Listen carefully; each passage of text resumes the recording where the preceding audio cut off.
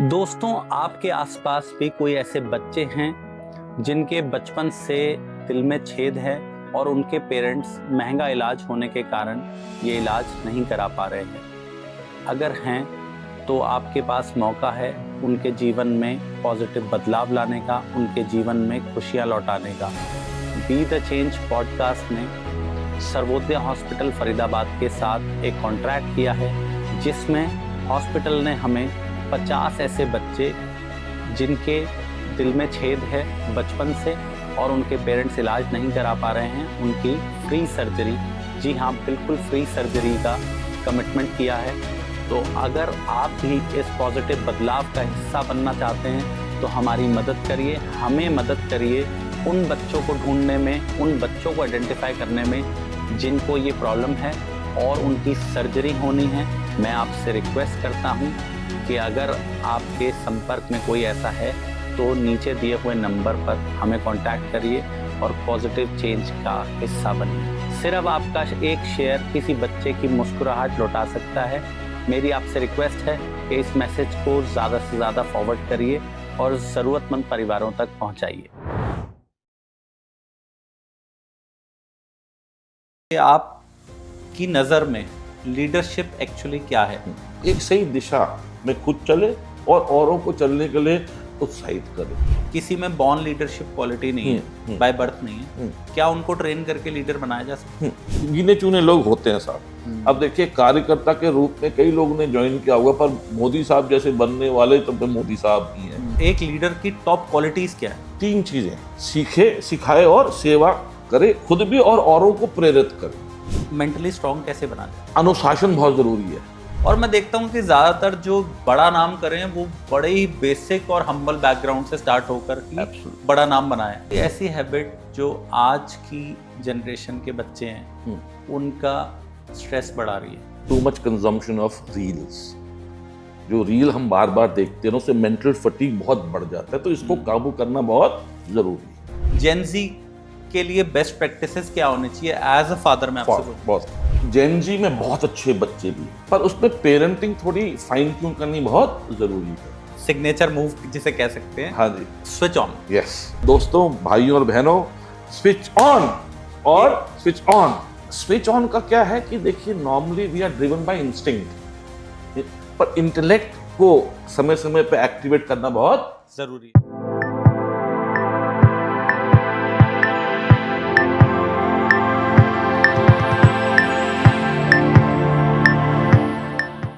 दोस्तों नमस्कार, मैं आपका दोस्त, आपका होस्ट राज भाटिया फिर से आ गया हूं आपके बीच में एक चेंज मेकर पर्सनालिटी को लेकर। दोस्तों, आज की जो पर्सनालिटी है हमारी, आपको उनसे मिलकर ज़रूर इंस्पिरेशन मिलने वाली है। अगर आप अपनी लाइफ में कुछ बड़ा करना चाहते हैं, अपने गोल सेट करना चाहते हैं और चेंज मेकर बनना चाहते हैं, तो दोस्तों आज की पर्सनालिटी विजय बत्रा जी से मिलते हैं और जानते हैं इनसे बिजनेस करने के, लाइफ जीने के और चेंज मेकर बनने के आसान रास्ते। आइए वेलकम करते हैं विजय जी का। नमस्कार राज भाटिया जी, आज आपने मुझे मौका दिया आपके दर्शकों से रूबरू होने का थ्रू दिस मीडियम। मैं तहे दिल से आपका शुक्र अदा करता हूँ। Thank you. बत्रा जी, मैं आपसे मिला था लगभग 2015 में। हाँ जी, मैंने हाँ जी, आपको हाँ फोटो भी शेयर करी। यस। और मुझे ऐसा नहीं पता था कि आज हम पॉडकास्ट में मिलेंगे, तो जीवन में कुछ भी हो सकता है। Yes, absolutely. आप किससे किस राह पे फिर से मिलेंगे, शायद हम कनेक्टेड भी नहीं थे, फेसबुक से कनेक्टेड थे, and I message you and you accepted my invitation for being my guest. It's a very kind gesture of you. और मुझे बहुत ही अच्छा लगा। जब मैं आपसे मिला और मैंने आपसे कुछ सेशन अटेंड करे, तो मेरे दिमाग में ना कई चीज़ें आपकी, एक तो आपका फेस भुलाया नहीं जा सकता, साथ में मुझे ऐसा लगा कि जब मैं अभी चेंज मेकर्स की लिस्ट बना रहा था तो मुझे लगा कुछ नाम ऐसे हैं जो मेरे से रह गए हैं, हाँ, जिनको मैं बुला नहीं पाया, तो उसमें आपका नाम था। Thank you sir. अब मैं आपसे जानना चाहता हूं कि आप चेंज मेकर्स बनाते हैं, लीडरशिप की कोचिंग देते हैं, ये इसका सफ़र कैसे स्टार्ट हुआ? बहुत खूब। देखिए, सफ़र ऐसा है कि मेरी माता जी जापान की थी, मेरे पिताजी पंजाबी, और 1958 में उनकी मुलाकात हुई थी अमेरिका में। मेरे दादाजी दादी जी ने मेरे फादर साहब को और मेरे नाना नानी जी ने मेरी माता जी को जापान और इंडिया से वहाँ भेजा था जी पढ़ने के लिए। और पढ़ते पढ़ते देखिए परिणाम तो आप सामने आप देख ही रहे हैं। तो मैं अक्सर कहता हूँ जी मैं पहला जॉइंट वेंचर हूँ इंडिया और जापान इंडिया और जापान हीरो होंडा या सुजुकी मारुति ये बाद में आए हैं। तो मैं पैदा हुआ जापान में 1962 में। फिर मैं 6 साल की आयु में 68 में मैं यहाँ आया और स्कूल कॉलेज मैंने यहीं किया। उसके बाद मेरे माता पिता ने मुझे अमेरिका भेज दिया और क्योंकि मैं आधा जापानी हूँ तो मुझे बड़ा था कि मैं जापानी कंपनी में काम करूँ। तो पढ़ाई लिखाई करने के बाद फिर मैं 1987 में जापानी एक इन्वेस्टमेंट बैंक है उसका नाम है मिज़ुहो सिक्योरिटीज, तो वहाँ मैंने ज्वाइन किया as a lifetime employee. और उस टाइम पे जापान की इकॉनमी बहुत उठ रही थी, शेयर बाजार वगैरह, और उनको ऐसे लोग चाहिए थे जो अंग्रेजी भी बोल लें जापानी भी बोल लें। तो वहाँ मैंने दौर शुरू किया और इस बीच में मैंने शादी की। मेरी वाइफ इंडियन है और जब मैं अमेरिका में पोस्टेड था तो एक दिन मैं और मेरी वाइफ जो हैं अपने बच्चों को देख रहे थे। बिटिया 4 की थी और पुत्र 2 साल का था। और हमने देखा कि यार यहीं अगर रह गए तो फिर क्या है कि इन बच्चों को नाना नानी और दादा दादी का कोई साथ नहीं मिल रहा। उस टाइम पे व्हाट्सएप वीडियो था नहीं। तो हमने उस टाइम पे डिसीजन लिया कि भाई अब 1-2 साल की हमने वापस जाना है इंडिया। तो वो एक ट्रिगर था इंडिया वापस आने का। उसके बाद करें कि अगर स्टॉक मार्केट में रहना है फिर बम्बे रहना पड़ता, तो बात एक ही थी। तो फिर मैंने सोचा कि क्यों ना मैंने फादर साहब के साथ ही काम करूं जिन्होंने 33 साल स्कॉट्स में काम किया था, लेट डॉक्टर प्रमोद कुमार बत्रा। तो उनका काफ़ी नाम था उस टाइम पे और मैंने कहा मैं पिताजी के साथ ही लग जाता हूँ ये काम करने में। उनका ये था मोटिव लाइफ में to sow seeds of positive thinking. तो वो भी इस तरह से सेशंस करते थे, किताबें लिखते थे। तो मैंने उनको सन 2000 में हम जब वापस आए तो मैंने उनको ज्वाइन किया और पिछले 25 सालों में बहुत लोगों के साथ मुझे इंटरेक्ट करने का मौका मिला। तो इस तरह से मैं इस लाइन में आया। बत्रा जी, आपने लगभग 14 कंट्रीज में ट्रेनिंग करी है और लगभग 1 मिलियन लोगों को आप ट्रेन कर चुके हैं। हाँ जी। मैं आपसे सबसे पहला सवाल जानना चाहता हूं कि आपकी नज़र में लीडरशिप एक्चुअली क्या है? देखिए, लीडरशिप का मोटा मोटा ये है कि वो एक सही दिशा में खुद चले और औरों को चलने के लिए उत्साहित करे ताकि कि वो अपने पोटेंशियल को रियलाइज करें। So that is the meaning of leadership. चाहे मोदी साहब हो, चाहे हमारे अदानी साहब हो, चाहे मुकेश अंबानी हो, ये सारे अलग अलग किस्म के लीडर हैं जी। आज की तारीख में शुभमन गिल का भी मेन काम ये है कि जो क्रिकेटर की टीम में है वो अपने पोटेंशियल को रियलाइज करें। और द मेन थिंग इज कि भैया they should be able to educate and encourage and empower people who are in their team to add value to society. Batra ji, ये बताएं कि कुछ तो एक ही होता है कि हम बात करते हैं कि बॉर्न लीडर है, कुछ ऐसा होता है जो आप लोगों से मिलकर ट्रेनिंग कर कर आपको ऐसा लगता है कि किसी में बॉर्न लीडरशिप क्वालिटी नहीं है, बाय बर्थ नहीं है, क्या उनको ट्रेन करके लीडर बनाया जा सकता है? देखिए, मेरा खुद का मानना एक बात है, पैदा तो सबको होना ही पड़ेगा बिना पैदे तो वो तो नेचर का पार्ट है। उसके बाद नर्चरिंग का भी एक बहुत बड़ा एंगल है। पर जो मैंने लोगों से सीखा है कि साथ में एक बंदे में वो टैलेंट होता है। अब मैंने भी बचपन में क्रिकेट खेली, भाटिया साहब आपने भी क्रिकेट खेली है, फिर विराट कोहली जी के लेवल पे आप और मैं नहीं पहुंचे। तो ये है कि गिने चुने लोग होते हैं साहब। अब देखिए, कार्यकर्ता के रूप में कई लोग ने ज्वाइन किया होगा, पर मोदी साहब जैसे बनने वाले तो मोदी साहब ही हैं। तो 1 in 7 जैसे स्टेटिस्टिकली हैव दैट टैलेंट। तो उनको लीडर अगर बनाने के लिए उनके आसपास लोग आ जाएं तो वो बन जाते हैं। और कभी कभी ऐसा भी लोग कि जबरदस्ती में नाम नहीं लूंगा, उनको लीडर बनाने के चक्कर में कोशिश हो रही है पर क्योंकि उनमें वो टैलेंट नहीं है तो वो नहीं बन पाएंगे। ठीक है, पोजिशनल पावर मिल पाएगी, पर्सनल पावर नहीं मिलेगी। लीडरशिप, एक लीडर की टॉप क्वालिटीज क्या है? देखिए, लीडर की टॉप क्वालिटी क्या है कि 3 चीजें, सीखे, सिखाए और सेवा करे, खुद भी और औरों को प्रेरित करे।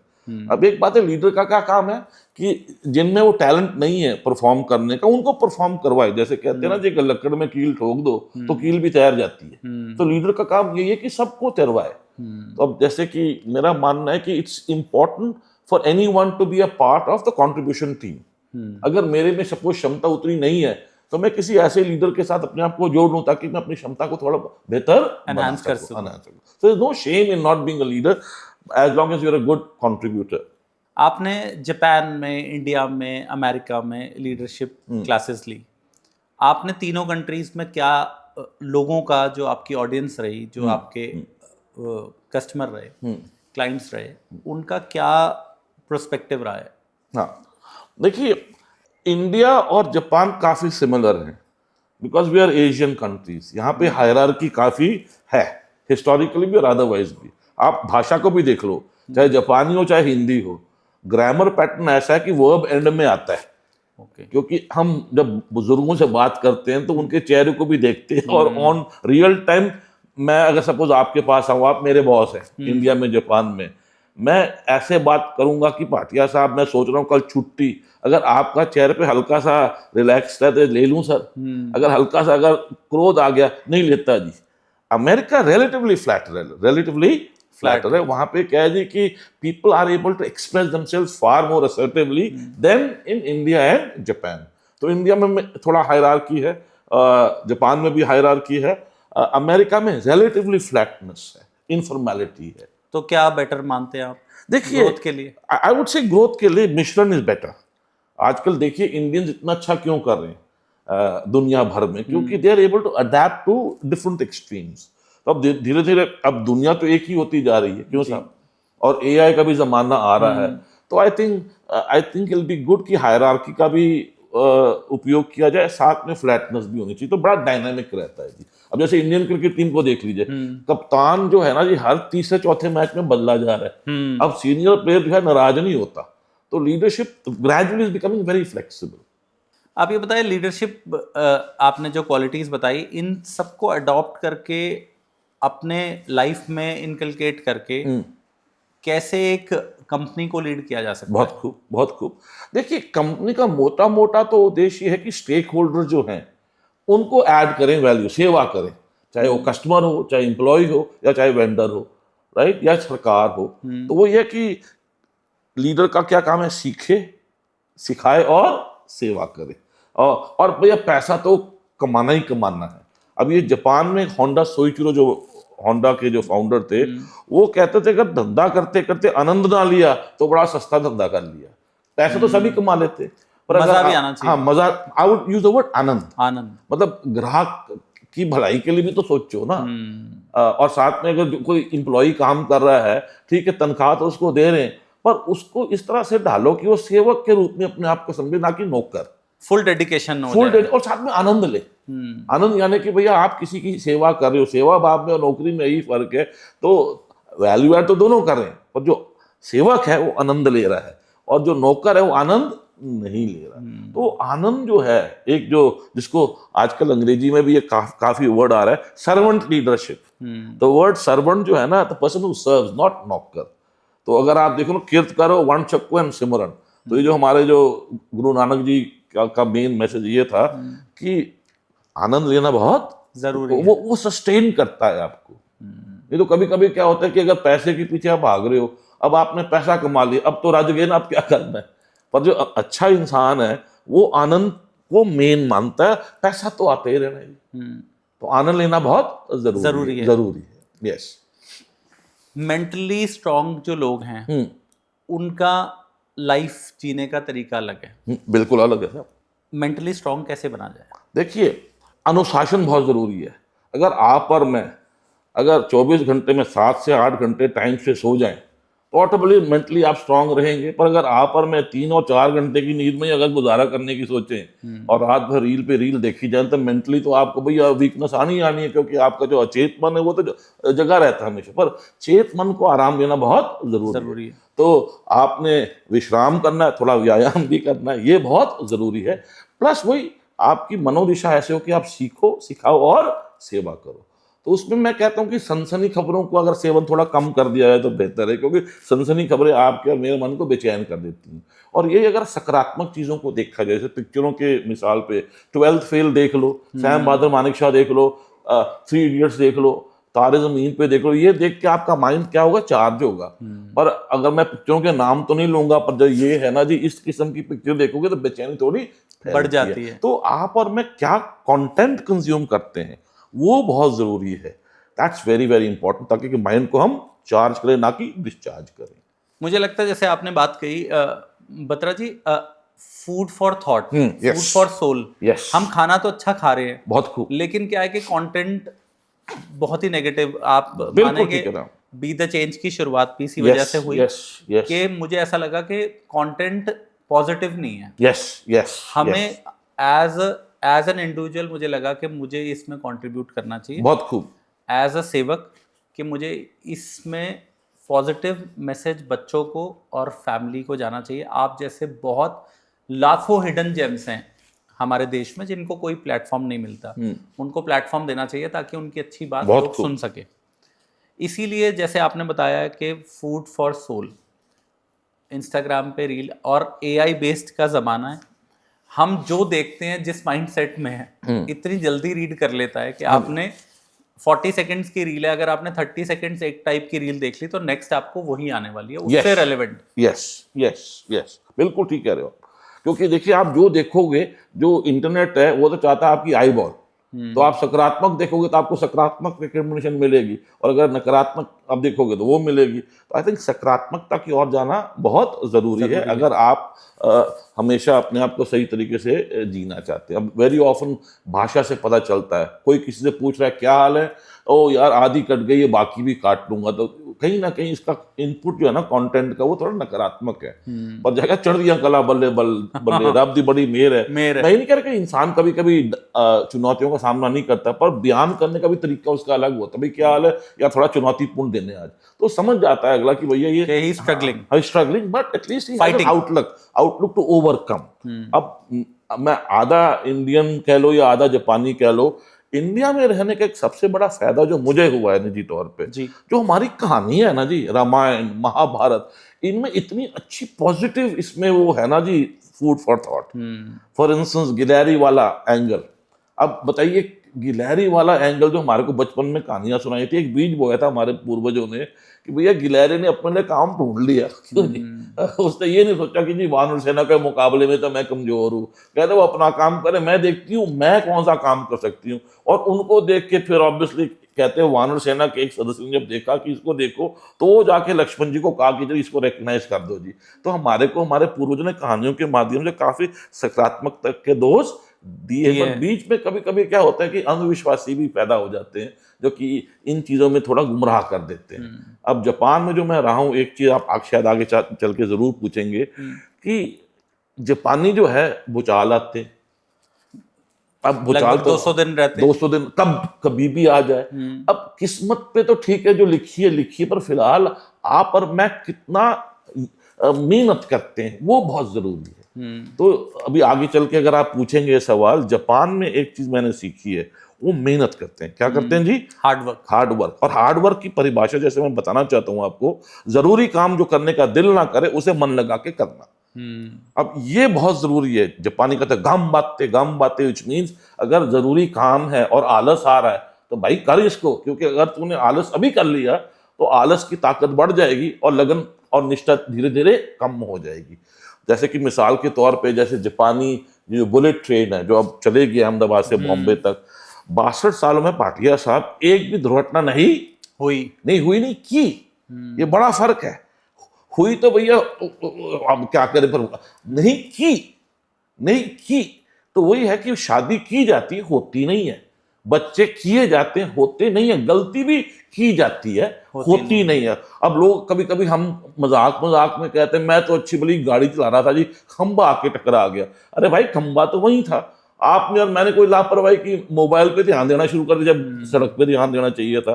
तो ये जो है ना जापानियों की वो निरंतर मेहनत करते हैं। और अब मुझे अच्छा लगता है, चाहे विराट कोहली हो, चाहे अदानी साहब का एक मैं उदाहरण लेना चाहूंगा, ये रजत शर्मा जी जो हैं, वो जो इंटरव्यू लेते हैं आपकी अदालत, तो मैं हर इंटरव्यू तो नहीं देखता, पर ऐसों की देखता हूँ जिन्होंने कुछ देश के लिए किया है। तो अदानी साहब से पूछा गया कि आपकी कामयाबी का क्या राज है। भाटिया साहब 3 दफा उन्होंने एक ही शब्द का इस्तेमाल किया, मेहनत और मेहनत। तो शारीरिक नहीं, अब कभी कभी आप कोई डिसीजन लेते हैं वो सही है या गलत है, जब तक कि पता ना चले आपको सतर्क रहना क्यों। तो वही है कि चाहे विराट कोहली हो, कई जो हमारे आजकल देश में जो योगदान दे रहे हैं, वो मेहनत का बहुत जिक्र करते हैं। जी। तो मेरा आप सब आपके श्रोताओं से यही निवेदन है कि मेहनत करना बहुत जरूरी है। और अगर आप और मैं आलसी हो गए तो फिर आगे चल के लगन तो निकल जाएगा आलस, और फिर लालची हो जाएगा। There is no substitute to hard work. Absolutely not, you got to work hard. In fact Japan में बड़ी अच्छी कहावत है, मैं अंग्रेजी में बताऊंगा कि living life without hard work, living life without hard work is like entering a gold mine and coming out with empty hands. भैया हर कोई चाहता है कि भाई मेरे बच्चे संस्कारी बने, क्यों जी? तो संस्कार का मतलब यही कि जरूरी काम अगर करने का दिल नहीं भी करा फिर भी आप कर रहे हो ना, क्यों जी? तो वही है कि मेहनत जो है आपके श्रोताओं से बोलूंगा जरूर करें। कैसे?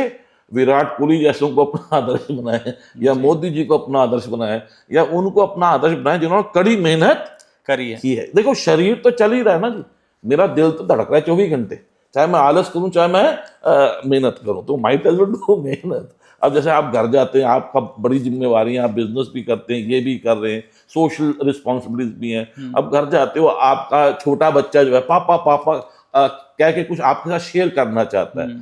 अब आपका मूड थोड़ा तितर बितर हो रखा है, तो वहां मेहनत करनी होगी कि पुत्र या 10 मिनट दे दे, पापा नहा के आता है फ्रेश होके। तो अगर उस टाइम पे उसको अगर हटका दिया तो फिर तो आपने आलस कर दिया। क्यों? आलस का मतलब क्या है? वो रोल भी है। हाँ, वो रोल भी है। जरूरी काम को करना है भाई, ना करने का सवाल ही नहीं उठता। और जो धीरे धीरे जरूरी काम नहीं करते उनके जीवन में मजबूरियां बढ़ जाती हैं। तो अगर मजबूर नहीं होना तो जरूरी काम को सही टाइम पे कर ही जाओ। बत्रा जी, आप जैसे लीडरशिप पे आप बता रहे हैं, आपने हार्ड वर्क पे बताया, मैं चाहता हूं कि जैसे चेंज मेकर बना जाए, आप बने, बहुत लोग बने, आपने जिनके एग्जाम्पल लिए, बहुत ही हम्बल बैकग्राउंड से स्टार्ट होकर, और मैं देखता हूं कि ज्यादातर जो बड़ा नाम कर रहे हैं वो बड़े ही बेसिक और हम्बल बैकग्राउंड से स्टार्ट होकर ही बड़ा नाम बनाया। तो हमारी ऑडियंस के लिए आप बताएं कि कैसे अपने आप को इतना माइंडसेट इतना स्ट्रॉन्ग किया जाए कि चेंज मेकर बन सके। बहुत खूब। देखिए आजकल जंक फूड के बारे में लोग बहुत बात करते हैं। जंक फूड खाएंगे तो बॉडी जो है धीरे धीरे कमजोर होती चली जाएगी आगे चल के, क्यों जी? और यही अगर आप सेंसिबल खाना खाएंगे तो शरीर जो है आपका तंदुरुस्त रहेगा। वैसे क्या कंज्यूम करते हैं? आपके श्रोताओं से मैं ये अनुरोध करूंगा कि आत्मकथाएं पढ़ें उन लोगों की, जैसे अब हम दिल्ली के वासी हैं साहब, अगर मेट्रो का निर्माण ना किया होता श्रीधरन साहब ने अपनी लीडरशिप में, तो आज यहाँ पे हालत और भी खस्ता होनी थी। क्यों जी? सर, सन 2000 में आप इंडिया आए हो। सन 2000 में मैं कॉलेज में गया। Wow wow. तो रुमाल लगा के जाते थे अपने शहर से 30 किलोमीटर दूर, और बस के पीछे अगर बाइक खड़ी हो जाए तो ऐसा लगता था कि आज ही मर जाए। बिल्कुल बिल्कुल बिल्कुल। और आज हम 25 साल बाद देख रहे हैं तो आज उस पोजीशन से 5 या 10 गुना ट्रैफिक बढ़ गया होगा। बढ़ गया, बिल्कुल बिल्कुल। उतना ऑटोमोबाइल की इतनी बड़ी क्रांति नहीं आई थी। हाँ जी। 1-2 ब्रांड थे। यस। गाड़ियां कितनी बढ़ गई, 4 व्हीलर्स कितने बढ़ गए, और उसके बावजूद भी दिल्ली बेटर है। बेटर है, एब्सोल्युटली, बिल्कुल ठीक है। जो दिल्ली में रहने वाले हम लोग ये देख सकते हैं कि कितना बड़ा, अगर ना होता तो कितना बड़ा डिजास्टर होता। मैं कह रहा हूं, अगर ई श्रीधरन साहब की किताब है कर्मा योगी, मैं सबसे रेकमेंड करूंगा, पढ़िए। उन्होंने खुद नहीं लिखी, उनके ऊपर किसी ने बायोग्राफी लिखी है। साहब किताब पढ़ के ना जी रोंगटे खड़े हो जाते हैं कि भैया दिल्ली यही जगह है जहाँ कितने करप्शन है, कितने मतलब क्राइम भी है, और कैसे इस आदमी ने सबको बटोरा। अरे कैन यू इमेजिन, लोगों ने कहा यार चांदनी चौक की तरफ मत पंगा रही, वहां पे भैया रकाब शीशगंज गुरुद्वारा है, लाल किला है, कहीं ये ना हो कि पूरा का पूरा ढह जाए। कहता नहीं, don't worry, I have to make sure कि all of Delhi is included. अब ऐसे इंसान की किताब पढ़ोगे, आई कैन, चाहे आपका काम लुब्रिकेंट्स का हो, चाहे कोई मर्जी आपका बिजनेस हो, वो किताब से आपको ऐसे टिप्स मिलेंगे that you will become a better contributor and a leader. उसके अलावा सुधा मूर्ति जी अब राज्यसभा के मेंबर बनी है, जब भी मुंह खोलती है ना कुछ सेंसिबल बात करती है, positive, how to take the nation forward, चिक चिक नहीं करती, sorry for using this word. तो मेरा आपसे यही अनुरोध है कि आपके श्रोता जो है भाग मिल्खा भाग जैसी पिक्चर देखेंगे तो उनमें कोई ना कोई जज्बा ऐसा उठेगा, क्योंकि वी आर विजुअल। तो जब कोई चीज देखी जाती है तो उससे इंसान का मानसिक जो है ना परिवर्तन शुरू होता है, जो चेंज की आप बात कर रहे हैं। तो साल में आजकल 3 या 4 पिक्चरें आ रही हैं जो कि इस किस्म की होती हैं, और उसको अगर समय समय बार बार देखें आप, तो आपका माइंड चार्ज होना ही होना है। और साथ में अगर आप किताब नहीं भी पढ़ना चाहते, ऑडियो बुक सुन लो जी, खास तौर पे कामयाब लोगों की। कोई ऐसी हैबिट जो आज की जनरेशन के बच्चे हैं उनका स्ट्रेस बढ़ा रही है? I think very frankly too much consumption of reels. जो रील हम बार बार देखते हैं ना, उससे मेंटल फटीग बहुत बढ़ जाता है, तो इसको काबू करना बहुत ज़रूरी है। और इससे और एक और बात है, सोशल मीडिया में क्या है कि हम ना औरों को देखते हैं, क्योंकि मैं ऐसों को नोट करता हूँ, वैसे तो स्माइल नहीं करते, जब सेल्फी ले रहे होते तब स्माइल करते हैं। तो क्या है कि जो सोशल मीडिया में अक्सर कहा गया है कि जब भी मैं कोई अपनी पोस्ट डालूंगा तो मैं ऐसे दिखाऊंगा कि मेरे जीवन में भैया सुनहरा ही है, चुनौतियों के बारे में जिक्र नहीं करता। तो इसमें क्या है कि लोग बहुत जेलस हो रहे हैं। तो अगर इस कंपैरिजन को थोड़ा कम करें और चंद लोगों को फॉलो करें, हर आदमी को फॉलो मैं नाम नहीं लूंगा जिनको नहीं फॉलो करना चाहिए, हम श्योर लोग समझ ही जाएंगे, पर आर गोपाला कृष्णन एक हैं जिन्होंने 40 साल काम किया हिंदुस्तान लेवल में, फिर टाटा सन्स 20 साल, उनको फॉलो करें, बल्ले बल्ले वेरी अच्छा। सुंदर पिचाई हो गया, सत्या नडेला हो गया, इनकी आत्मकथाएं पढ़ लें आप, वो आजकल हर भाषा में आ रही है, पॉडकास्ट भी। अच्छा। अब सत्या नडेला जैसा इंसान, क्यों जी, वो IIT खड़गपुर के नहीं है। IIT खड़गपुर का एक इंसान था जिसने दिल्ली में काफी चुनौतियों का सामना करवा दिया हमारे को। वो एक मणिपाल साधारण यूनिवर्सिटी के निकले, वो आज की तारीख में माइक्रोसॉफ्ट वर्ल्ड वाइड के CEO बने। अब देखो, मैं तो शायद नहीं बनूंगा कभी, पर उनकी किताब पढ़ के I can become a better person. तो ऐसी चीजों से अगर आप अपने आप को जोड़ के रखेंगे, यकीनन आपके श्रोता जो हैं, they will themselves become a change maker. अच्छा, एक और बात है, if I have the power like Modi sahab, I can be a change maker to 140 crores. But at least I have the responsibility to be a change maker to my granddaughter, to my son-in-law, to my Bahu Rani, and to relatives who are connected to me as much as I can. तो वो बहुत जरूरी है कि change maker सिर्फ large scale पे नहीं करना, हमने छोटे स्केल पे भी चेंज मेकर बन के रहना है। अगर देश की सेवा करनी है तो पहले अपनी परिवार की कर लो। और सर, मुझे लगता है कि यही अगर चेन रिएक्शन हो जाए, सब ये सोचने लगे, एक आदमी सोचे कि मैं 5, 7, 10 लोगों के लिए चेंज मेकर बनाऊं, बहुत खूब। तो अगर ऐसे 20 करोड़ लोग हो जाए तो देश वैसे ही बदल गया। बिल्कुल बिल्कुल। अब देखिए ना, जब सुंदर पिचाई साहब आए थे, एक चीज बड़ी वायरल हुई थी, सच हुई थी नहीं हुई थी, पर कॉन्सेप्ट बड़ा अच्छा है कि मोदी साहब ने जब उनको ऑनर दिया तो सबसे पहले उन्होंने सुंदर पिचाई की माता जी को स्टेज पे बुलाया कि आपने जिस तरह से अपने बेटे की परवरिश की है, देखो इसने कमाल कर दिया जी। तो देखिए, अगर माता पिता इन चीजों पे ध्यान दें तो they ultimately will be change makers. जैसे आपने कहा ना, कई जो हमारे देश में जो आज बहुत योगदान दे रहे हैं, वो हैं तो बड़ी साधारण बैकग्राउंड से। अब विराट कोहली की माता जी ने या पिताजी ने बहुत मेहनत की होगी ना, तब जाके विराट कोहली यहाँ पहुंचा होगा ना जी। तो इसलिए मेरा यही कहना है कि बड़ा जरूरी है कि you may be changing somebody at home और इन योर फैमिली, आगे चल के वो किस तरह से वो रिपल इफेक्ट हो सकता है। और जो मैंने पहले आपसे बात की कि 7 में से 1 बंदे में वो टैलेंट होता है, वो किसी भी स्टेटा में हो सकता है, जरूरी नहीं कि मिडिल क्लास में या अपर मिडिल क्लास या अमीरों में ही होगा। और जो आर्थिक रूप में जो गरीब तबके, वहां में भी देखिए ऐसे टैलेंटेड लोग होते हैं। आजकल क्रिकेट का एग्जांपल देख लीजिए, कितने बैट्समैन हमारे ऐसे आ रहे हैं, कितने यंग निकल के जो कि बड़ी आर्थिक स्थिति में काफी टाइट है। जैसे यशस्वी जायसवाल का मैंने सुना है, कितना संघर्ष किया आर्थिक रूप में। रिंकू सिंह को देखिएगा, बहुत बढ़िया। अधिकतर I think I would say 70% of the IPL stars right now, बस मेरा एक उनसे मेहरबानी है कि पैसे के भाव में बैन आ जाए, because they are role models, they are. अच्छा, हर कोई तो देखिए इंडिया के लिए IPL के लिए नहीं खेलेगा, पर एक बात है, कुछ काम अगर वो तरीके से करे, क्यों जी। देखिए, जैसे कि दिल्ली में मैंने सुना है कि जो रेडी पे जो फ्रूट बेच रहा है वो भी बहुत अच्छा कर सकता है आर्थिक रूप में, अगर तरीके से चीज अपना करे। सो ये जितने भी हमारे जैसे अभिषेक शर्मा जी जैसे हो गए, यार शौक पूरे करो पर इतनी जल्दी ना बचाओ। जैसे मैंने सुना कि पावर और उसको कंट्रोल करना बहुत मुश्किल है, बहुत जल्दी अहंकार आ जाता है, फिर आलस आ जाता है ऐसा। अब जैसे कि फॉर इंस्टेंस, मैं नाम तो नहीं लूंगा, जो अच्छे अच्छे क्रिकेटर हैं उनके बच्चे भी अच्छे शायद बन सकते थे, पर नहीं बन पाए, क्योंकि आलस आ जाता है, इतने ऐशो आराम में आप रहोगे। वो कंफर्ट ना, मैंने किसी से बात सुनी थी कि कहते bad times create good leaders. तो अब आज हमारे बच्चों को बाय डिफॉल्ट इतनी कंफर्ट मिल रही है, तो वो जब तक तपिश नहीं है, तपिश क्रिएट करना बहुत, आप जिनकी बात कर रहे हैं, जैसे Sachin Tendulkar God of cricket गिने। यस। तो अभी मैं किसी का इंटरव्यू देख रहा था, कहते बहुत टैलेंट है उनके बेटे में, लेकिन उसकी जो कमियां सुधारनी है वो जब कोच है वो ही नहीं बोल पाते आप उसे। तेंदुलकर साहब के बेटे, बिल्कुल ठीक कहा, बहुत। अब वो कह रहे ये युवराज सिंह, जो युवराज सिंह के फादर है, वो भी काफी मुखर हैं। हाँ, तो पॉडकास्ट में आते हैं, मैं उनका भी सुन रहा था एक हफ्ता पहले, कह रहे मेरे पास 15 दिन के लिए रह के गया अर्जुन। तो कहते मुझे सचिन का फोन आया कि साहब कैसा कर रहा है गुरुजी।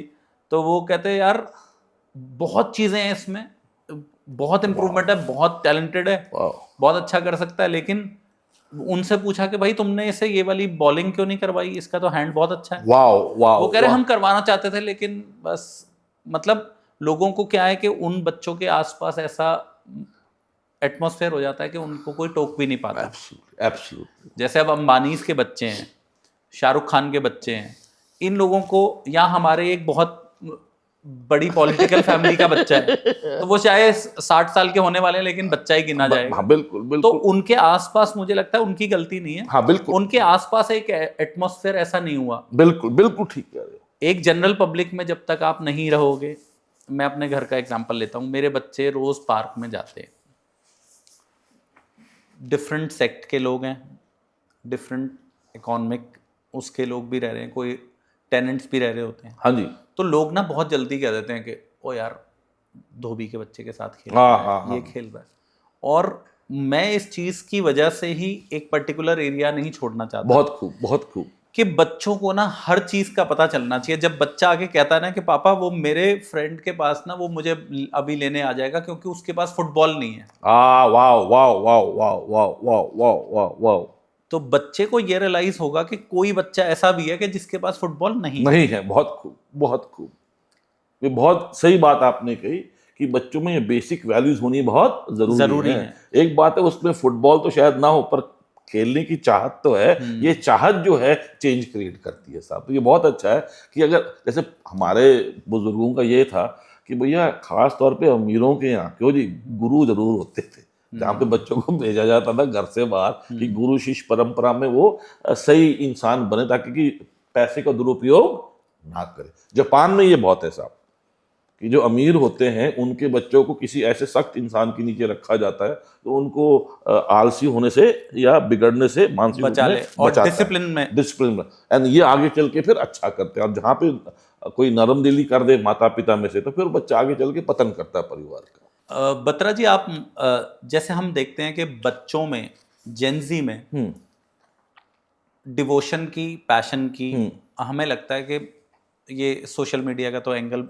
है ही, हम सब जानते हैं कि उसकी वजह से एज अ पेरेंट हमें इन बच्चों को, जो जेनजी जिन्हें हम कहते हैं, जेनजी के लिए बेस्ट प्रैक्टिसेस क्या होने चाहिए एज अ फादर? मैं आपसे पूछूं। देखिए एक बात है, जेनजी में बहुत अच्छे बच्चे भी हैं पर उसमें पेरेंटिंग थोड़ी फाइन ट्यून करनी बहुत जरूरी है। एक दफा मैं किसी से बातचीत कर रहा था आज से कई साल पहले, तो उन्होंने पूछा कि एक बच्चे को एडल्ट की तरह कब ट्रीट करना चाहिए। अब वेरी फ्रैंकली पाटिया साहब, मैंने कहा जी 18 साल की उम्र में या 21 साल की उम्र में। तो उन्होंने कहा नहीं वो तो ठीक है, एक तरह का सोशल, एक पॉलिटिकल सिचुएशन है, बना हुआ है। कहता है the moment the child starts to walk and talk, start treating as a adult. तो मैंने कहा उसका क्या मतलब, क्या? Start reasoning. अब वेरी फ्रैंकली आपके घर में 2 बच्चे हैं, क्यों जी मेरे घर में भी 2 बच्चे हैं, तो ये जो चीज मैंने सुनी थी मुझे काफी हेल्प की कि बच्चे के साथ रीजन करो, और जब रीजन करोगे ना ही और शी विल बिकम रिस्पॉन्सिबल। तो मेरा यही अनुरोध है सब श्रोताओं से कि if you are a parent 0 to 4 की उम्र में start behaving in the right manner. अब जैसे कि युवाल हरारी का शायद नाम सुना होगा, उन्होंने बहुत पुस्तकें लिखी हैं, उन्होंने ये होमो सेपियंस के ऊपर काफी रिसर्च की है। कहते हैं कि देखिए एआई जो आगे चल के बढ़ेगा, अगर उसको बढ़ाने वाले लोग अच्छे हैं तो एआई अच्छा होगा, बढ़ाने वाले लोग थोड़े करप्ट हैं तो वो भी एआई भी करप्ट होगा। तो कहते हैं कि जैसे कहावत है अंग्रेजी में कि फ्रूट जो है वो पेड़ से ज्यादा दूर तक नहीं गिर सकता, तो कितना दूर गिरेगा, आसपास ही गिरेगा। तो अब आज की तारीख में क्या कि माता पिता को सही आचरण मेंटेन करना बहुत जरूरी है, and that's where I think parenting has to become very very responsible. कि आप अच्छे स्कूलों में बेशक भेज दें, क्यों जी, पर आपका खुद का इन्वॉल्वमेंट कितना है अपने बच्चे के साथ। अब किसी भी बच्चे से उसके नंबर पूछने का अधिकार माता पिता को नहीं है। हाँ, होमवर्क में, क्लास वर्क में, स्कूल में कोई इश्यू, उसके बारे में उसकी मदद करना, असिस्ट करना, खासतौर पे जब वो यंग होता है, वो जो है उस बच्चे को बेहतर बनाएगा। सबसे कॉमन प्रॉब्लम आजकल हम देख रहे हैं ओवर थिंकिंग। हम्म। ओवर थिंकिंग से लोग फंसते ही चले जाते हैं, यस। चाहे वो बिजनेस हो, चाहे वो लाइफ हो, बहुत खूब, पर्सनल लाइफ में। बहुत खूब।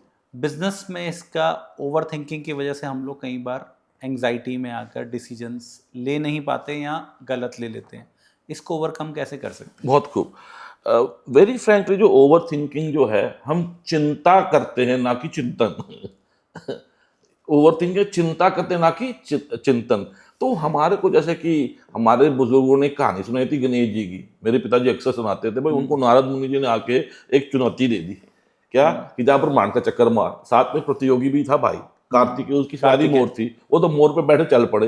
अब इनकी सवारी जो थी चूहा था, तो चूहा भी ये सुन के थोड़ा घबरा गया, तो उन्होंने हल्का सा हिंट दिया चूहे ने गणेश जी को कि सर ये प्रोजेक्ट मत ले लेना। अब मैं जो कहता हूँ, मेरा एक तरीका है कि भैया गणेश जी ने अपना स्विच ऑन किया, मानसिक स्विच क्या किया जी, ऑन कर, किस दिशा में मैंने सोचना है। तुमने तो ऐसे कर, तू तो दूध पी के है, शाबाश, फिलहाल मैं सोचता हूँ क्या करना है। जब उन्हें सोचना शुरू किया कि ब्रह्मांड क्या है, तो उनको समझ में आया कि माता पिता जन्म ना देता था, मैं ना होता था, ब्रह्मांड का होना था। तो उन्होंने फिर माता जी और पिताजी को बिठा के 3 चक्कर काट लिए। तो if you are thinking in the right direction, that's good, because that will trigger the right action. But अगर गणेश जी कहते मेरी किस्मत ही खराब है, हमेशा मेरे को इस तरह से क्यों ये लोग मेरे पीछे पड़े हुए हैं, वो जो गलत सोच है वो है ओवर थिंकिंग, बदहजमी का कारण। तो अगर सही दिशा में आप सोचेंगे तो फिर आपको उसके बाद तुरंत एक्शन करने के लिए एक पुश मिलेगा, सही एक्शन। वैसे ही आजकल गूगल मैप की बड़ी मेहरबानी है कि जी गूगल मैप अगर आप इस्तेमाल, जैसे कि आज मैं यहाँ पहुंचा हूँ बड़े विश्राम से पहुंचा जी, मतलब मुझे एक भी गलत मोड़ नहीं लेना पड़ा। पर यही अगर सपोज गूगल मैप ना होता और मैं डगमगा जाता तो शायद मुझे यहाँ टाइम से आने की बजाय शायद आधा घंटा में देर से आता। तो ओवर थिंकिंग का मतलब यही है कि आप में चिंता बहुत करते हैं, फालतू सवाल अपने आप से पूछने शुरू कर देते हैं। सही सवाल पूछो। इसके लिए जैसे मैं अगेन हिंट करता हूँ, सकारात्मक लोगों की किताबें पढ़ो ताकि कि आपको आइडिया मिले। Wings on fire, ignited mind, जो एपीजे अब्दुल कलाम साहब की किताबें, माय गुडनेस क्या किताबें। तो चिंतन करना है ना कि चिंता करना। भाई कृष्ण भगवान कह गए क्यों व्यर्थ चिंता करते हो, उन्होंने कहा चिंतन कर भाई, ये फालतू में ओवर थिंकिंग मत कर। और एक और चीज मैं कहूंगा कि मेहनत करो, जरूरी काम जो करने का दिल ना करे उसे मन लगा के करो। उठो भाई, जब 6 बजे उठना है तो उठो भाई। एक बात है, चलो आजकल तो दिवाली चल रही है, अगर 6 बजे उठना है तो यार गुरुदेव 10 बजे सो जाना, 8 घंटे की नींद ही पूरी करनी है। तो जैसे जैसे आप अनुशासन में आते हैं वैसे वैसे आपकी थिंकिंग बड़ी शार्प होती है। And at the same time ऐसी चीजों का सेवन ना करो जो आपको चिंता में धकेले। वेरी फ्रैंकली, मेरा काम तो कंपनियों में जाके इस तरह के सेशन करना है। अब एक बात है, पुतिन जो है वो ज़ेलेंस्की के ऊपर न्यूक्लियर बम चलाएगा या नहीं चलाएगा, ये मुझे सोच के कोई लाभ नहीं मिलना। विशेषज्ञ बैठे हैं, जयशंकर जी को काम दे रखा है जी हमने, वो सोचें। हम उन चीजों के बारे में चिंतन करें जो कि डायरेक्टली हमारे परव्यू में है ना जी, जो मेरी जिम्मेवारी है। क्यों साहब, अब वेरी फ्रैंकली आजकल मैं पूछता हूँ, आजकल कौन सा युग चल रहा है? कई लोग कहते हैं कलयुग। मैं कहा देखो कलयुग, ये कलयुग लग रहा है जी। अगर आप और मैं सकारात्मक हैं तो सतयुग है, नकारात्मक हैं तो कलयुग है। तो वही है कि आप, मैं कहता हूँ अपना स्विच जो है ना, लोग कहते हैं बात मत करो मेरा मूड ऑफ है, ऑन कर ले भाई, ऑन कर ले, कब तक ऑफ रहना? तो मूड को ऑन करना बहुत जरूरी। उसके लिए क्या है कि खान पीन ठीक रखो। क्यों साहब, साथ में 7 से 8 घंटे सोओगे तो आई कैन अश्योर यू अगला दिन आपका बेहतर निकलेगा। पर अगर आप 3-4 घंटे सोओगे तो बड़ी बेचैनी रहती है। तो आजकल लोग सोते नहीं है, उनको सोने से पता नहीं क्या परहेज हो गया। एसी चल रहे हैं पर नींद नहीं ले रहे क्योंकि लगे हुए नहीं देखने में। तो अगर सो जाएं तो आई कैन अश्योर यू अपने आप ही चिंतन मोड में जाएंगे, ना कि चिंता will always make you overthink and do less. Vijay Batra ji, आपने हमें, मैं जब आपसे एक बार कोचिंग भी ली और आपका एक अंदाज है स्पेशल, आपका सिग्नेचर मूव जिसे कह सकते हैं, हाँ जी, स्विच ऑन। Yes yes. एक तो वो हमारी ऑडियंस को करके दिखाइए और तो इस कैमरे पे या उस कैमरे किसी पे भी करिए। तो दोस्तों, भाइयों और बहनों, स्विच ऑन, स्विच ऑन और स्विच ऑन। ये कब किया जाता है और हाँ। क्या इसका इम्पैक्ट है? तो मेरा ये मानना है कि अक्सर क्या है कि हम हैं तो जानवर, क्यों जी, जी। हमारे बुजुर्गों ने बड़ी मेहर की हमारे पे कि भैया चेतना जगाई है हमारी, नहीं तो चिंपैंजी और हमारे में इतना फर्क है नहीं जी।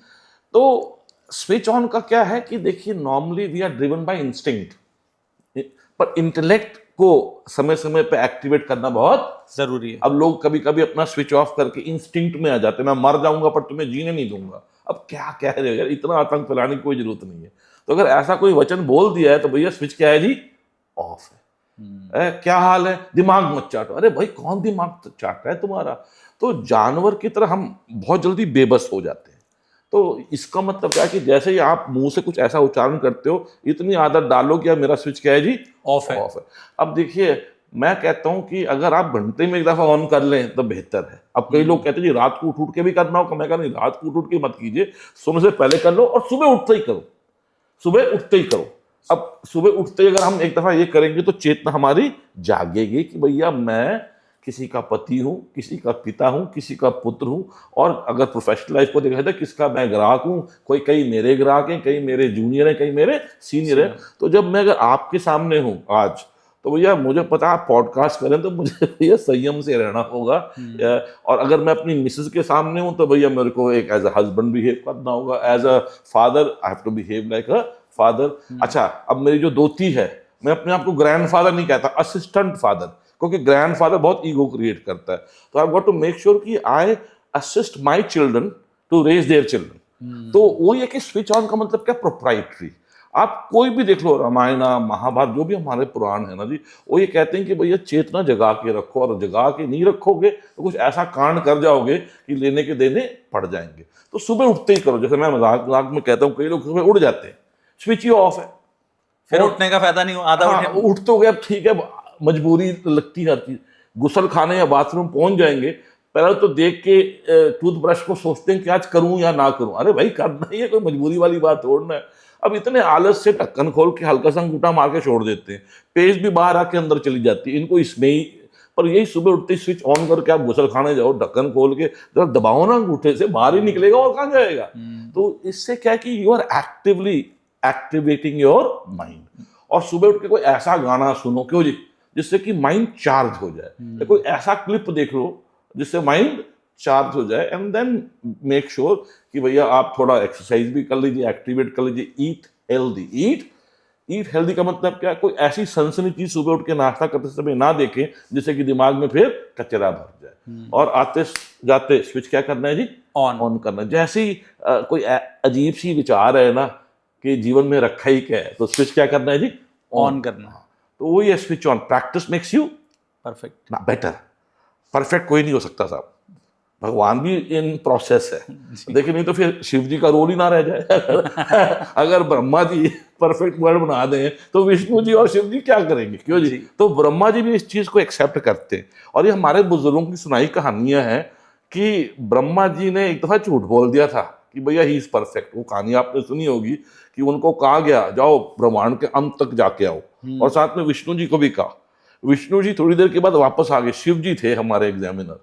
तो विष्णु ने कान को हाथ लगा के, मेरे बस की नहीं है, ये तो ब्रह्मांड फैल ही जा रहा है। अब ब्रह्मा जी को हल्का सा अहंकार आ गया कि बनाया मैंने, मैं तो जाऊंगा ना अंत तक, टच करके आऊंगा। पर थोड़ी देर के बाद उनको भी एहसास हुआ कि जो चीज मैंने बनाई वो बढ़ती चली जा रही है। तो वो वापस आए थोड़ी देर के बाद, तो शिव जी ने पूछा, हाँ भाई टच कराए? तो क्योंकि हल्का सा अहंकार था, कहता हाँ कराया। फिर शिव जी ने 3-4 सवाल पूछे, उसका जवाब तरीके से नहीं दे पाए। तो फिर ब्रह्मा जी ने माफी मांगी, या गलती हो गई, मैं टच नहीं कर पाया। तो फिर शिव जी ने कहा कि देख यार, तू है तो ठीक, पर तेरी कोई पूजा नहीं करेगा, विष्णु की होगी। तभी पुष्कर में एक ही मंदिर है जी, ब्रह्मा जी का। तो भगवान ने भी देखिए रूम फॉर ग्रोथ है। Practice makes you better, never perfect. तो ये भी मैं आपके श्रोताओं को कहना चाहूंगा कि भैया थोड़ा सोचो कि मैं माल प्रैक्टिस तो नहीं कर रहा। डॉक्टर इलाज करके कमाए पैसा तो अच्छा है, पर मन धड़म दवाइयां प्रिस्क्राइब करता रहे और ऐसे ऐसे टेस्ट करवाई जाए, कमा तो लेगा पर ये तुम अगले का तो नुकसान कर रहे हो ना। तो कमाने के सही तरीके अपनाओ। अब आपको ये देखना है कि भैया मैं स्विच ऑन करके अपना व्यवहार कर रहा हूँ या ऑफ करके। अब कई लोग ऑफ की स्थिति में, मैं तुमसे बहुत नाराज हूँ, और घर वाले पूछ रहे हैं क्यों नाराज हो।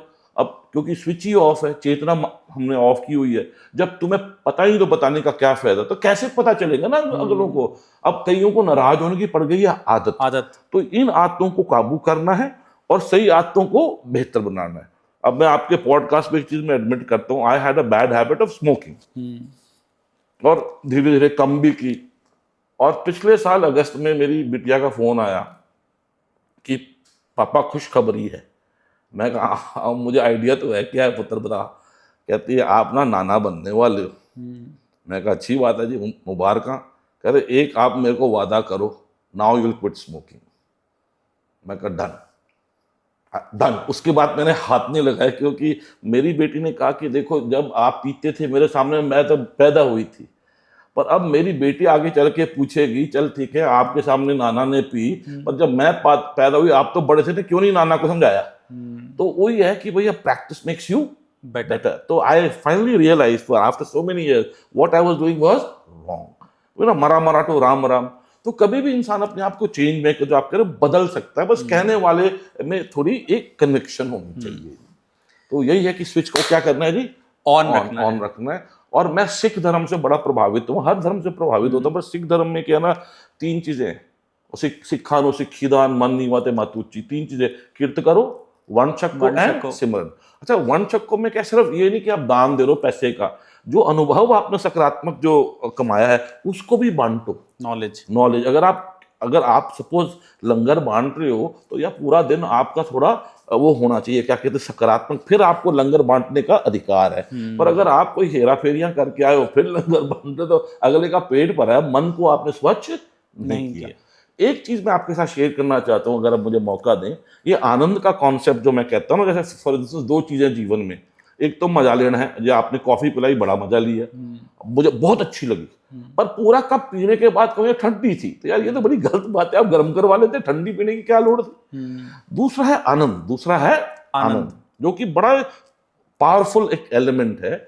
और ये मैंने अपनी मिसेस से सीखा। 2005 की बात है, आज से 20 साल पहले की बात है। सुबह मैं उठा, मिसेस के साथ नाश्ता नुश्ता किया, तो मिसेस ने कहा आज मैं मत्था टेकने जा रही हूँ जी बंगला साहब। मैं कहा जाओ जी। मैं कहा कब जाओगे? कहते दोपहर को जाऊंगी, क्योंकि जून का महीना था।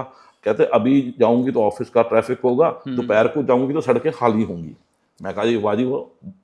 और मैं उसके बाद फिर एक सेशन करने के लिए गुड़गांव चला गया। अच्छा, मेरी मिसेस ने 12:15 बजे गाड़ी निकाली घर से और आधे घंटे में पहुंच गई बंगला साहब। ट्रैफिक में कभी कभी 1.5-2 घंटे भी लग जाते हैं। वहाँ इतनी गर्मी, जून का महीना, पर गाड़ी खड़ी की तो पार्किंग लॉट बिल्कुल खाली था जी। तो मेरी मिसेस को बड़ा जोश आ गया कि 8-1.5-2 मिनट में काम मुक जाना। कभी कभी इंसान गुरुद्वारे मंदिर भी जाता है तो मुकाने के अटेंडेंस लगाने, तो ये स्विच ऑन ही नहीं है ना, ऑफ है। कहते मैं ऊपर आई तो बिल्कुल खाली। तो मैंने कहा कौन जाके जूतियां देगा वहां पे, मैंने वहीं उतार दी और मैं एक शॉर्टकट मारना शुरू किया गुरुद्वारे की तरफ। इतने में जो सेवक था उसके पास कोई काम ही नहीं था, क्योंकि लोग आए नहीं थे, वो अपना काउंटर छोड़ के बाहर काम ढूंढने आ गया। उन्होंने दूर से देखा कि मेरी मिसेस प्रोसेस को तोड़ रही है, तो उन्हें आवाज लगाई बहन टोकन ले जाइए।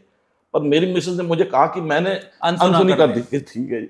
अब चली गई, मत्था टेक के जब आ रही थी तो उनको लगा मैंने टोकन नहीं लिया, कहीं ऐसे ना हो कि मेरी जूतियां इधर उधर हो गई। देखो जेंट्स को फर्क नहीं पड़ता, लेडीज के लिए जूतियां काफी इंपॉर्टेंट होती है, क्योंकि मेरे को लगता है कि रेड और बरगंडी के बीच में भी 136 शेड होते हैं जी। हमारे लिए तो 2 ही शेड हैं, ब्लैक एंड ब्राउन।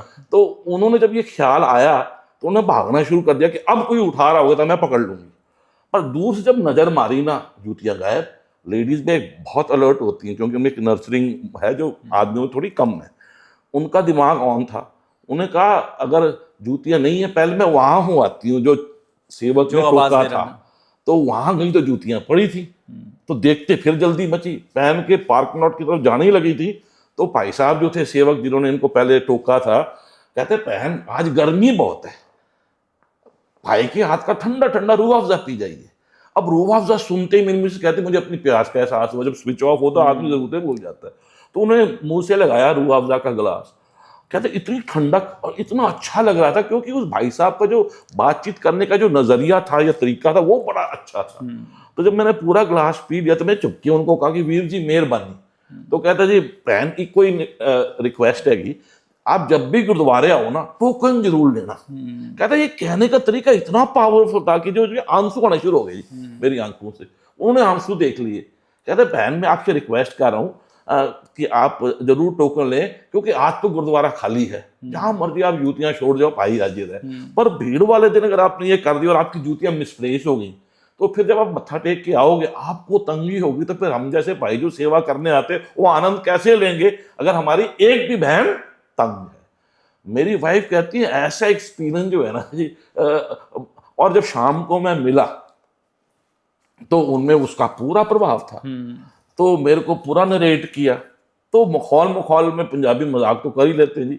तो मैं कहा जी वो आज गुरु नानक मिले साक्षात आपको। कहता ऐसा क्यों कह रहे हो आप? मैं कहा शादी के बाद मैंने आपको क्या क्या नहीं पिलाया, उसका तो कोई असर हुआ नहीं जी। तो गुरु नानक जी होंगे जिन्होंने आपको ये सेट किया है। तो कहता है आप देखो गलत बात मत करो, पर एक चीज मैं कहूंगी, उन भाई साहब की नीयत साफ थी, नीयत साफ थी। तो वही स्विच ऑन है कि भैया अगर आपने शादी की है तो भैया जिम्मेवारियां निभाओ ना, बहानेबाजी क्या कर रहे हो? पुखराज मोगा आप पहन लो शौक के लिए, पर पुखराज मोगे से अगर आपको लगता है कि आप अपना व्यवसाय बढ़ा पाओगे तो वो थोड़ा गलत फहमी भी हो सकती है। मैं ये नहीं कह रहा मत पहनो, पर विश्वास खुद पे करना बहुत जरूरी है। एंड जब मैंने सोचा उन भाई साहब के बारे में तो मुझे समझ में आया गुरुद्वारे में आके वो प्रैक्टिस करते हैं ताकि अपने जीवन में परफॉर्म कर सकें। क्योंकि देखिए आप गुरुद्वारे जाओ, मंदिर जाओ या जहां मर्जी जाओ, आप ऊपर वाले को जाके कमिट करो कि मैं अपनी जिम्मेवारियां निभाऊंगा, पर आप ऊपर वाले को नहीं कह सकते कि जी मेरी जिम्मेवारी आप निभा दो। ना ना ना ना ना, फिर आनंद कैसे लेगा तू? तो जैसे सौभाग्य है, दुर्भाग्य, तो आपके और मेरे जीवन में सौभाग्य क्या है? आपकी माता जी, आपके पिताजी, आपके बड़े भाई साहब, उनकी मिसेस, उनके बच्चे, आपकी धर्मपत्नी, आपके सास, आपके ससुर, जितने भी जो आपके जो निकट हैं और जो आपकी कंपनी में जो आपका बिजनेस है, एम्प्लॉइज हैं जो यहाँ पे आपके साथ जुड़े हुए हैं, ये आपके भाग्य में आते हैं। इनसे क्या लेना है? आनंद। चाहे सीनियर हो चाहे वो जूनियर हो, उनकी जरूरतें अलग होती हैं। माता पिता की जरूरत अलग है, बच्चे की जरूरत अलग है, और उसको पूरा आपने और मैंने करना है। अच्छा, ये जिम्मेवारियों को निभाना भाटिया साहब, मैं अक्सर पूछता हूँ आसान है या मुश्किल? इन जिम्मेवारियों को निरंतर निभाना आसान है या मुश्किल? आसान। हाँ वही ना, आपके लिए आसान लगती है, पर कभी कभी ऐसा भी दौर आता है जब आसान नहीं लगता, मुश्किल लगती है। तो मैं ये कहता हूं कि अच्छा ये रहेगा कि जो जिम्मेवारियां हैं उनको निभाना आप और मैं जरूरी समझे। क्या समझे? जरूरी, ताकि अगर आसान लगनी शुरू हो जाए तो हम लापरवाही ना करें, और अगर मुश्किल लगने लगे तो भयभीत ना हो जाए, किसी से मदद मांग लो भाई। क्यों जी? तो वही ना जरूरी, तो वही ना श्री कृष्ण जी ने एक मार्गदर्शन दिया है कि भैया जिम्मेवारी को निभाना जरूरी है, चाहे वो आप कर्मण्यवादी जैसे मर्जी कि भैया इसको करना है। आनंद तो आप लेते ही रहोगे। क्यों जी? तो जीवन में आसान और मुश्किल का जो एक तरीका है, बीच का रास्ता क्या बेहतर, वो है जरूरी है। I will not underestimate the challenges that we are all facing, right. पर एक बात है कि अगर जरूरी समझेंगे अपनी जिम्मेवारियों को तो आप क्या करेंगे? सीखेंगे, सिखाएंगे और सेवा करेंगे। तो मैं यही कहता हूं कि जैसे मेरी मिसेस का ये जो अनुभव था, अब अफसोस ये कि वो इतना नेक इंसान था, क्यों जी, जिसने पूरे परिवार को सेट कर दिया। और मेरे माध्यम से मैं ये कहानी सबको बताता हूँ, पर उन पे कवरेज मीडिया कम करेगी। पर यही अगर वो कोई गलत काम कर देते मेरी मिसेस के साथ तो फिर उन पे कवरेज बढ़ जाती है। क्योंकि क्या कि सारा नेटवर्क ही आजकल जो, और तभी मैं कहता हूँ कि आपका ये पॉडकास्ट बहुत अच्छा है कि आप चुन चुन के ऐसे लोगों को बुला रहे हो जो कि एक अच्छी चीज बताते हैं। तो वंडरफुल। और एक और चीज मैं आपके साथ कहानी के तौर पे समझाना चाहूंगा, ये स्विच ऑन वाला, कि ये कहानियां हैं, कहानी में बहुत ताकत है। कहते हैं ये कुरुक्षेत्र की जो लड़ाई होनी थी उससे पहले हमारे अर्जुन जी चले गए वहां पे रामेश्वरम, तो शिव जी की पूजा करने के लिए। तो वहां पे ना हनुमान जी प्रकट हो गए छोटे से एक रूप में। तो बातों बातों में अर्जुन जी ने कहा कि यार ये जो पुल बनवाया था रामचंद्र जी ने, क्यों राम सेतु पुल, वो थोड़ा मेंटेनेंस जो है थोड़ी कम लग रही है, क्योंकि इस बात को कई साल हो चुके थे। तो छोटे से जो हनुमान जी थे बंदर के रूप में, अर्जुन ने पहचाना नहीं था, तो उन्होंने कहा जी आप तो बड़े शक्तिशाली हो, कर दो ठीक। तो अर्जुन जी ने थर थर थर करके तीर निकाल के उसको ठीक किया। तो जब चले ना जी ये हनुमान जी छोटे बंदर के रूप में, तो डूब गए। तो बाहर आके कहा कि जी आपने क्या ठीक किया? तो मेरे छोटे से बंदर का वो वेट नहीं ले पा रहा। तो कहा ठीक है अब मैं दोबारा करता, थर्र कहता अब मैं जाऊं? हाँ जाओ। फिर डूब गए। अब जब बाहर आए ना तो अर्जुन ने, अब मैं करता हूँ यूनिक टेक्निक से, अगर अब आप डूबे तो मैं प्राण त्याग दूंगा। हनुमान जी ने कहा ठीक है करो करो, तो जैसे ही कर लिया तो हनुमान जी ने जैसे ही कदम रखा नहीं डूबे, नहीं, और हनुमान जी समझ गए कुछ तो है। नीचे विष्णु भगवान कछुए के रूप में आके उन्होंने सपोर्ट किया। जब बाहर आए तो अर्जुन जी चले गए और फिर विष्णु जी प्रकट हो गए। यार हनुमान क्या कर रहा है यार, अर्जुन में कभी कभी अहंकार आ जाता है, पर वैसे बंदा ठीक है यार, ऐसा भी मत करो कि उसका मनोबल ही टूट जाए। यार इसकी तो बहुत जरूरत है हमारे को अभी, क्यों आगे चल के तूने क्या किया। तो हनुमान ने कहा जी मुझे हल्का सा माफ करें, मुझे लगता है कि इसकी चाल में और इसकी बात में हल्का सा अहंकार था। तो कहते अहंकार अगले का सेट करना है, उसको तोड़ना नहीं है। तो फिर अब प्राश्चित पश्चाताप के लिए फिर विष्णु भगवान ने कहा हनुमान तू सपोर्ट करेगा अर्जुन को, तभी फिर यात्रा में रथ में उनका झंडा था। तो जब कहते युद्ध शुरू हुआ, सारथी तो हमारे कृष्ण जी थे, दूसरी तरफ कर्ण थे। तो जब कर्ण तीर चलाते थे अर्जुन जी के रथ की तरफ, तो अर्जुन जी का रथ 2 या 3 इंच पीछे जाता था। जब अर्जुन जी चलाते थे तो 20, 30, 40 मीटर पीछे चला जाता था उनका रथ कर्ण का। तो 3-4 दफा जब ऐसा हुआ तो अर्जुन जी को हल्का सा स्विच ऑफ हो गया कि कृष्ण जी ने हमेशा कर्ण की वाह वाह करें, जबकि उसका परिणाम 2 या 3 इंच ही है मेरा रथ, मेरा इतना ज्यादा मेरा नहीं करे, कर ही नहीं रहे मेरे। तो उन्होंने कहा कृष्ण जी ये तो गलत बात है, आप तो गलत कर रहे हो सर, उनका जो आता है तीर 2-3 इंच में ही, अब मैं तो उनको कितना पीछे कर रहा हूँ। तो फिर उन्होंने कहा टाइम आउट, ऊपर हनुमान जी बैठे, अगर हनुमान जी ना हो ना हम किस श्लोक में पहुंचेंगे तुझे पता भी नहीं है। निरादर मत कर उसका, वो जो हमारा जो ओपोनेंट है वो बहुत वो शक्तिशाली। देखो बिना किसी सपोर्ट के वापस आता है क्यों जी। तो फिर अर्जुन जी को समझ में आ गया कि भैया हाँ I got to contain my ego, जो ईगो बहुत इंपॉर्टेंट। मैं इसी पे आ रहा था कि ईगो के बारे में देखिए, ईगो से कंपनीज में भी आप जैसे लीडरशिप सेमिनार्स करते हैं, ईगो पे, या सोशल हम रोटरी में भी सुना हमने, और फैमिली में भी देखें ईगो का कितना, ईगो को कैसे कंट्रोल करें, और ईगो का it is such an big evil. Yes yes yes. लेकिन कुछ मात्रा में अहंकार, जैसे कह रहे हैं ना, स्वाद अनुसार सभी में है। मुझे ऐसा लगा कि वर्किंग उस पर कंटिन्यूस करनी पड़ती है, तब ईगो शांत रहती है। बिल्कुल। तो ईगो को शांत करने का, ईगो के ज्यादा होने का क्या इल इफेक्ट है, और ईगो को शांत कैसे कर सकते हैं, विजय बत्रा जी। बहुत बड़ा अच्छा आपने सवाल पूछा। जिस तरह से देखिए ईगो होती है जानवरों में, आप जानवरों में देखो सब में ईगो है। मैं तो लड़ते रहते हैं क्यों जी, अगर छोटा है तो भग जाएगा क्यों जी, वो किसी और छोटे को पकड़ेगा। और अगर बड़ा है तो वो पीटेगा, अगर बराबर रहेंगे तो लड़के देखते हैं, क्योंकि सर्वाइवल ऑफ द फिटेस्ट। पर इंसान हमारे पूर्वजों ने सिखाया कि भैया ये टुच्चापन मत करो, मिलजुल के रहो, सब में अलग अलग खूबियां हैं, मिलजुल के रहो।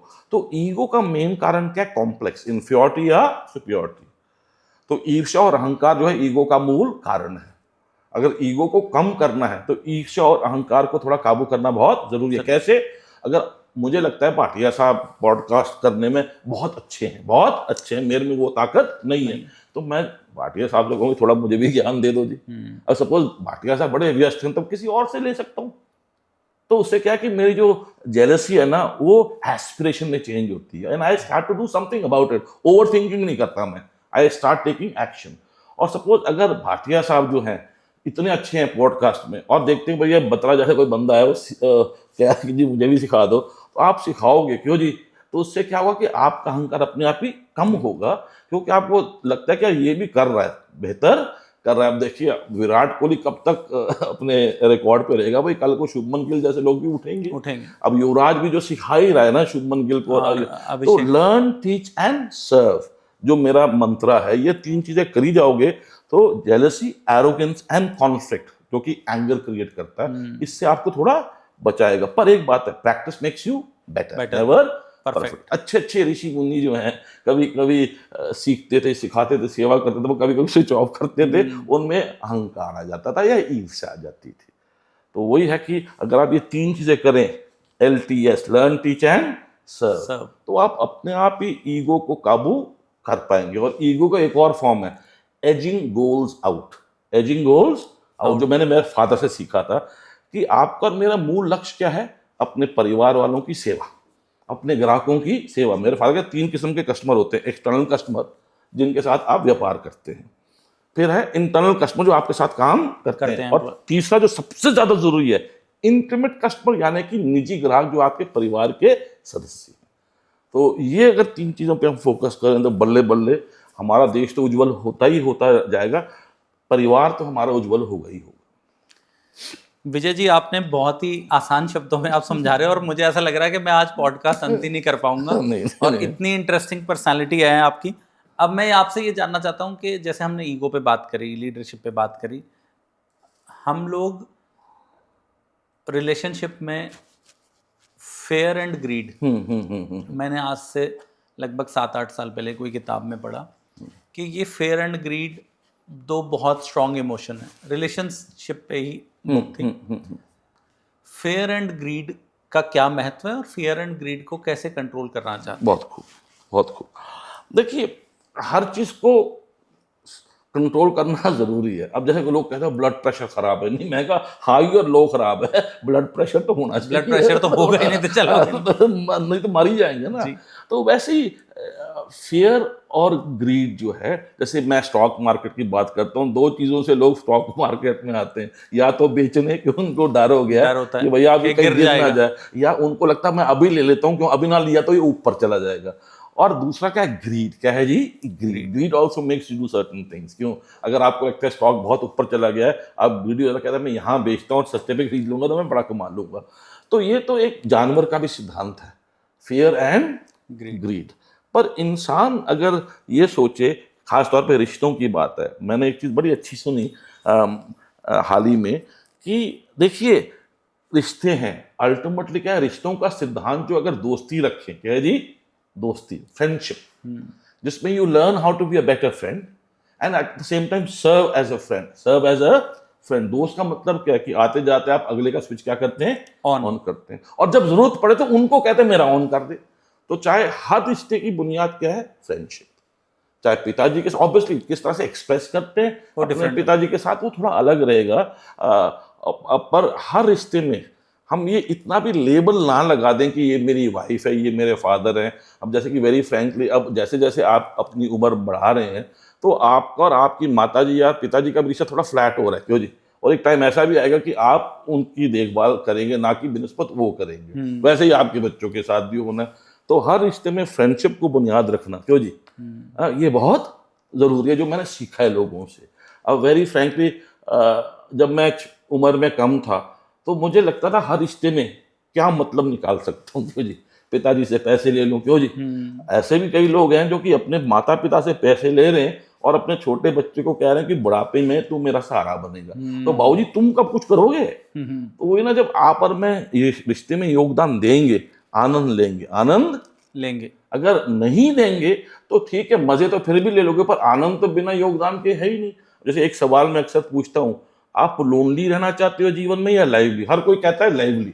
अगर लाइवली रहना ना, बिकम डिपेंडेबल, बिकम डिपेंडेबल। जो डिपेंडेंट होगा, क्योंकि वो योगदान नहीं दे रहा, वो लोनली होगा ही होगा, क्योंकि आनंद ही नहीं है।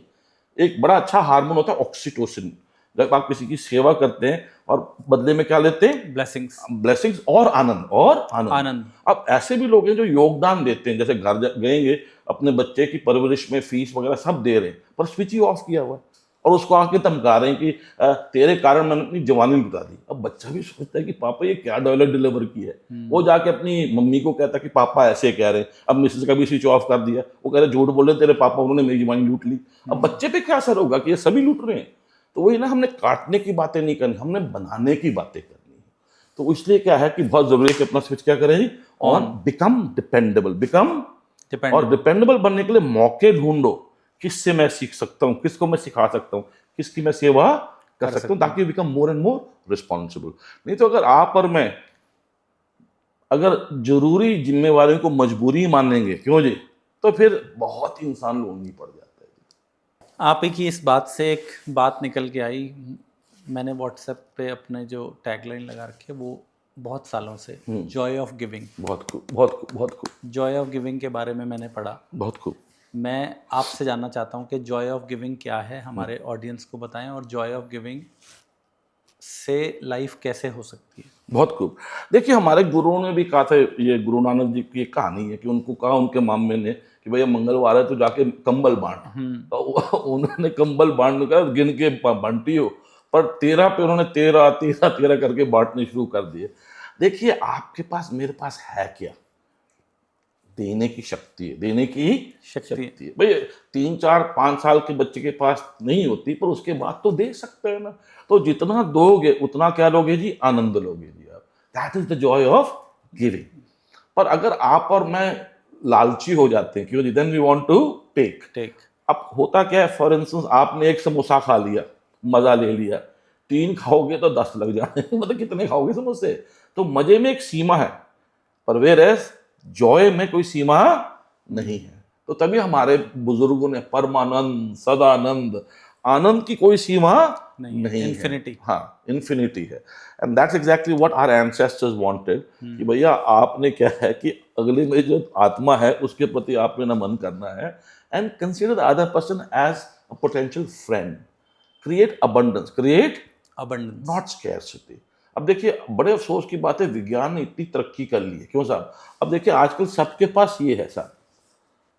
जब मैं छोटा था 11-12 साल का, जब मैं रहता था दिल्ली में, तो घरों में फोन नहीं होते थे।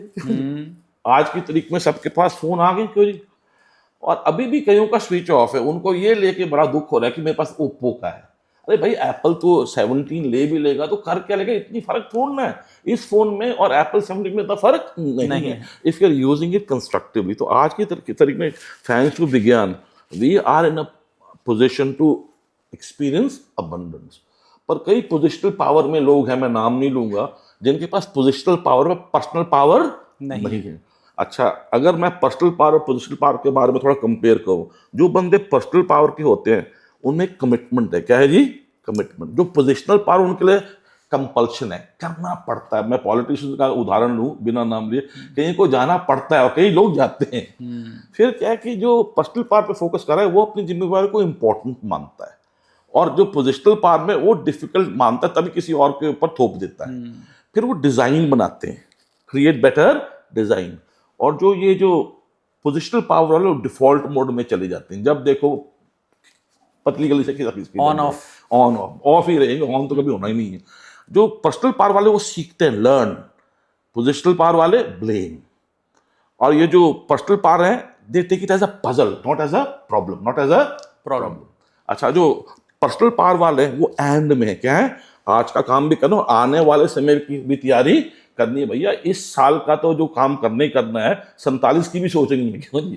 अभी की और आने, क्योंकि 47 भी वर्तमान में हो जाना है। और जो पोजिशनल पावर है भैया, या तो अभी की करा लो या आगे की, दोनों नहीं, तो दोनों करना बहुत जरूरी है। जो आपके दर्शक हैं उनको घर का भी काम करना है ना, घर की जिम्मे, और धंधा तो करना ही करना है।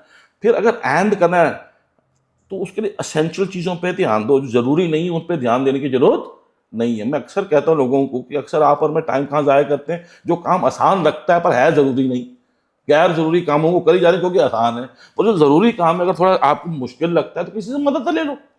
And finally be a source of strength, not nuisance.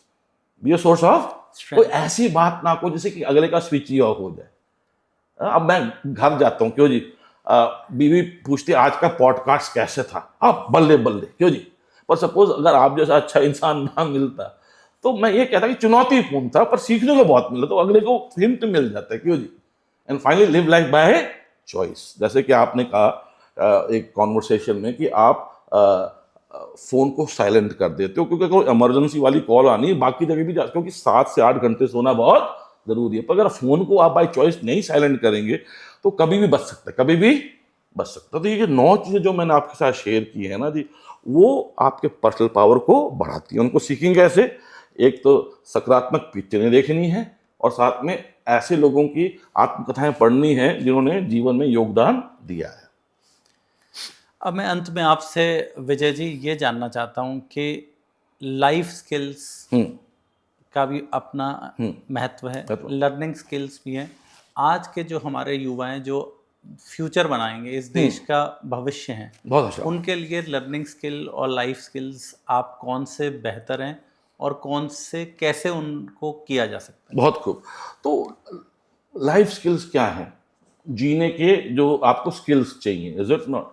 तो जीने के लिए क्या होगा कि आपको देखना है कि आपके सौभाग्य में किन किन के साथ आपके निजी रिश्ते हैं। अब फॉर इंस्टेंस आपका अगर काम है, बिजनेस है पॉडकास्ट करने का, क्यों सर, तो आपको स्टूडियो वाले के साथ भी बना के रखनी, क्यों जी?